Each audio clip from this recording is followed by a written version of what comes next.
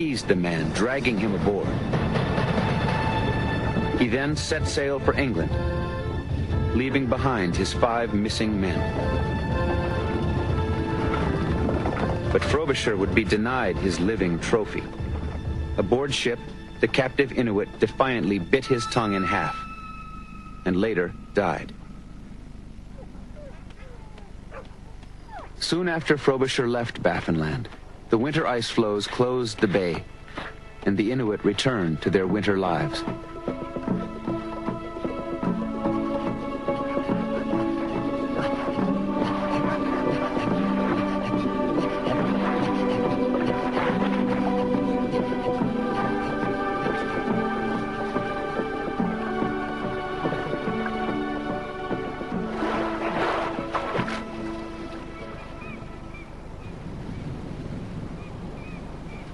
The following summer, Frobisher returned to Baffinland. On July 31st, one of his ships put ashore at a point some 150 miles from where his 5 men had disappeared the previous year.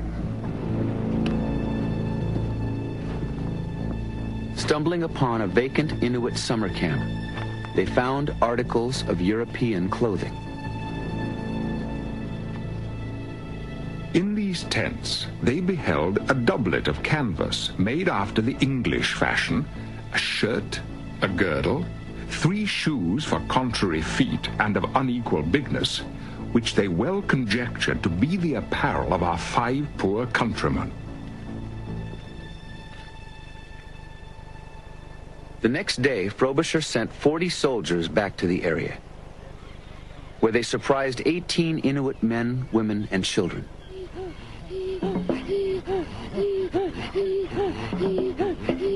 As the Inuit fled their tents, the English opened fire.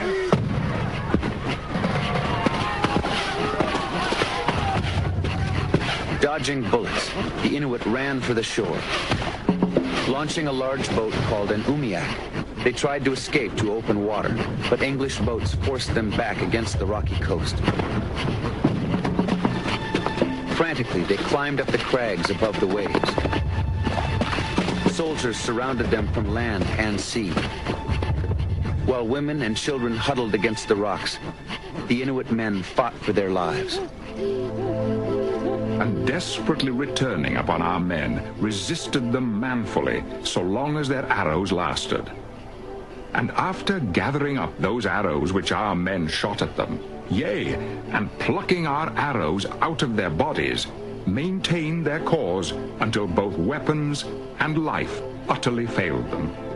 And when they found they were mortally wounded, with deadly fury they cast themselves headlong from off the rocks into the sea, lest perhaps their enemies should receive glory.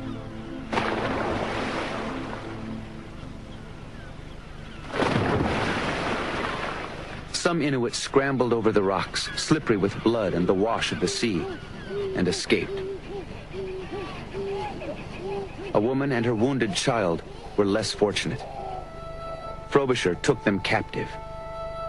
Along with a man he had captured days before, he had now collected a set of Inuit people. As his ship sailed for England, Frobisher displayed little compassion for the kidnapped victims torn away from their homes and families. They were confined together, the English crew allowed to watch them for entertainment, hoping to see them mate. Having now got a woman captive for the comfort of our man, we brought them both together, and every man, with silence, desired to behold the manner of their meeting and entertainment. The crew was to be disappointed by the couple's dignity. Although they lived continually together, yet did they never use as man and wife, and they both were most shamefast lest any of their private parts be discovered. Upon arrival in England, artist John White painted these portraits. Soon after, the Inuit man, woman, and child all died of illness. The following spring, Frobisher sailed on his final voyage to the Inuit world. This time, no one came forward to greet the ships. The Inuit held themselves aloof, refusing contact. The English never solved the mystery of their missing men. But for centuries, the Inuit would tell the story of the 5 white men Frobisher abandoned. It was said that, after living peacefully among them, one spring the 5 men outfitted an umiak with a mast and sails and departed, never to be seen again.